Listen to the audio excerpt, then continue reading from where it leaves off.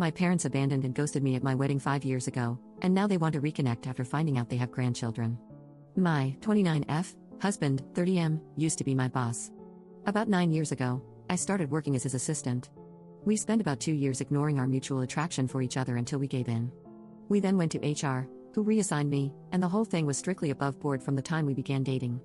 I got pregnant about a year later, and my husband and I decided to get married. While we'd only really been dating for about 1 year, we knew each other completely, loved each other, lived together, and there was a baby on the way. We knew how it would look, but I had to leave the company anyway due to problems with my new boss, so we didn't anticipate this causing any issues, except with my parents. They, 62M and 57F, have always been overprotective, so I knew they wouldn't like me dating my boss, and I hadn't told them, but I had to tell them if I wanted them at my wedding.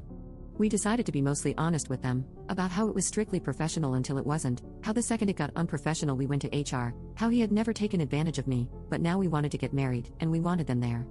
We did not mention the baby because I felt that giving them that information in addition to the rest all at once would just break them. I was only about 4 months along when the wedding happened, so the bump was easily hidden by a flowy dress. The wedding itself went off without a hitch, and apart from my mother pulling me into the bathroom shortly before the ceremony to ask if I was sure about this, which I said I was, my parents seemed to take it well. The ceremony and reception were at 2 different venues, and we had to travel from one to the other, but my parents never arrived at the reception. I called them and got ignored, and then my brother called them, and they told him that they were going home. I don't remember the exact reason they gave, but it amounted to them being tired and uncomfortable.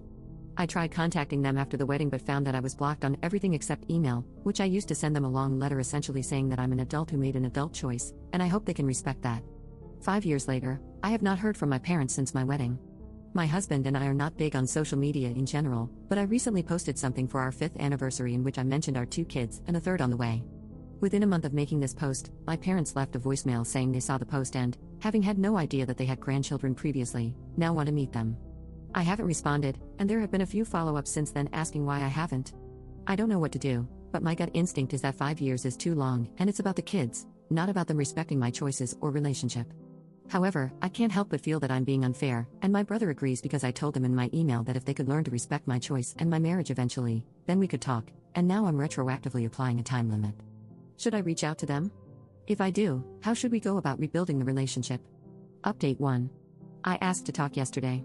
We were on Zoom within an hour. It was my parents, me, and my husband. They asked to see the kids, and I said they could see them eventually, depending on them earning our trust.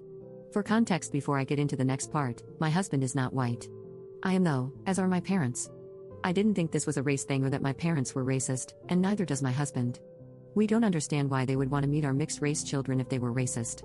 They asked to start by reading me a letter that they claimed to have written on my wedding day. It said that they were uncomfortable with me marrying my former boss as they thought he took advantage of me, so they left between the wedding and reception to avoid a scene. However, they wanted me to know they were here for me despite their issues with him. They added that they would have sent this to me the morning after my wedding, but then I sent my email about them needing to respect my choices, and they were so ashamed they couldn't bring themselves to send theirs. Seeing my anniversary post made them realize how much they've missed in 5 years, and they really don't want to miss anymore. I had some questions, like what the big deal was with me marrying my former boss, and they said that it just wasn't what they had in mind for my wedding day and my future spouse. I asked why they even came to the wedding at all if they didn't support the marriage, and my dad responded that he wanted to walk his daughter down the aisle as it was the only chance he'd get. The way it was phrased implied that they had intentionally only come to the wedding so he could give me away, and always planned to leave halfway. Because he said my daughter and didn't talk to me directly, it was pretty clear he was thinking about my older sister, who passed away. My husband caught that, too, and said that if they were talking about me, they should address me directly. Then he added that if they had planned to leave, they should have told us, as we wouldn't have invited them. As a father, he didn't understand how they could ignore their daughter for years or only get back in touch when we had kids. My dad snapped that he wasn't going to take this from an N-word. My mother immediately tried to run damage control, but I ended the call. They have since messaged me several times, trying to explain that calling my husband a racial slur wasn't indicative of a racist attitude and that he wouldn't have said that in front of the kids, so they should still get to meet them.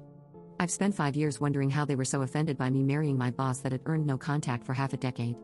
Turns out they're just racist. It's almost nice to find out. If it was just the boss thing, I would have sympathy for them, and we might even be able to reconcile, but with this, it's now just a question of if I'm going to knowingly expose my mixed-race children to a couple of racists, which I am obviously not going to do.